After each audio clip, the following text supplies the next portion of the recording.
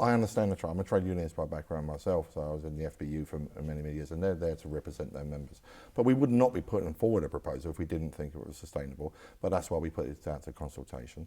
I met with the Chief Minister yesterday, I actually met with the unions yesterday, I met with Joe Bazzano last night, and I hope they came out of those meetings with confidence that we want voluntary redundancy package. We do think what we're doing going forward would help us stabilise exactly what we need to do here in Gibraltar, and at the same time give us a degree of flexibilities.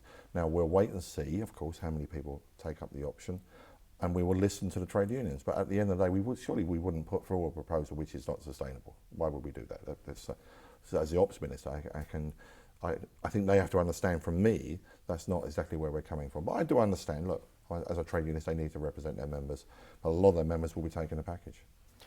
You recently said that GDP was growing and that it may be possible to spend even more on defence, or you didn't rule that out, I think, is a more accurate way of summarising it. But the trend locally has been to spend less since 2011, certainly on employees.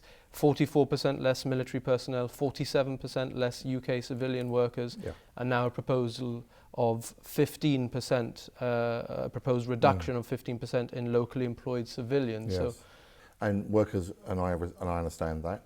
And what I actually said is that if GDP goes up, and I'm basing my income into defence based on 2% of GDP, if GDP rises, the amount of money I have to spend inside the armed forces is there. So, for instance, last quarter we went up 0.4%, I think. And so you can see what I was saying in the debate in the House. But one of the other things I say is it's not always about size. It's not always about buildings and people. It's actually what you're delivering. And the modelling that we're trying to work on here is that we can deliver what we need to do with the new modelling base. Otherwise, we wouldn't be taking it forward. But at the same time, you've also seen lots more Royal Naval ships in port here in the last few months, especially since I've been in post, and that's a signal to the people of Gibraltar, because even if you say that we're spending less here, but those sailors are not spending less here, that's a commitment to Gibraltar, which we will continue to do. But the modelling is around the fact that can I deliver what I need to do here? Yes, we can, which is why we did it and put it forward. But I do respect the union's view. They're no different for their members that I used to do when I was a branch secretary all those years ago myself.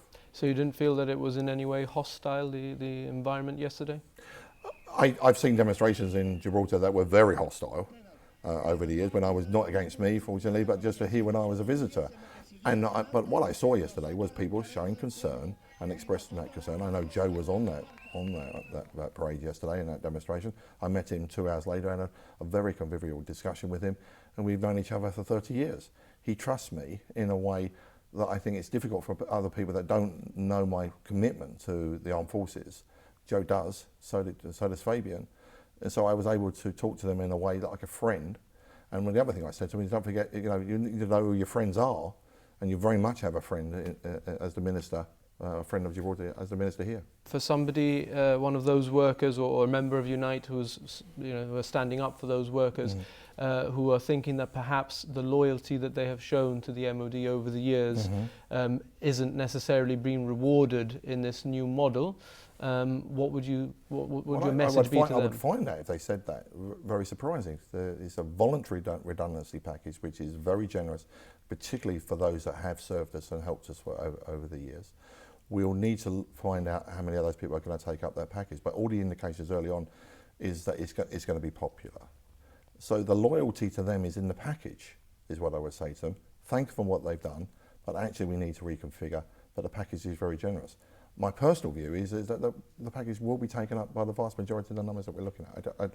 I had people coming up to me yesterday telling me that they were going to take the package, which was refreshing from my point of view, because they'd seen what they thought was coming forward, and then they can get on with their life. They got some forward thinking for them as well.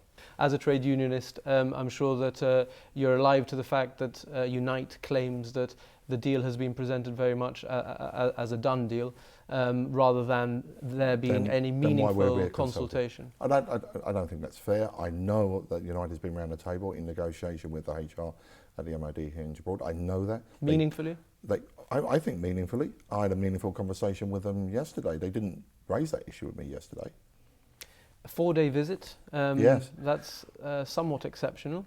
I think it is the first time, actually. I think I'm told, so I can't think any defence minister has been here for 4 consecutive days. And very early in my tenure as well. What do we read into that? I love Gibraltar, is the first thing. And secondly, Gibraltar is massively important to us in a defence context. And I needed to be able to, one, have the confidence that when I was talking to the Prime Minister and the Secretary of State about what capabilities I needed and where we are. I needed to, for the military here, to have the confidence in me that I was willing to come, spend a lot of time with them, talk through what their concerns are as to how we supply what we need to supply as HMG. And to see parts of the rock that I actually hadn't seen before. So very finally then, Gibraltar's strategic value, I mean, a lot has been said of it in the past. Does that continue today? Massively. And sadly, with the world we live in today, will continue not only to be strategically important to us, but I think a growing strategic importance.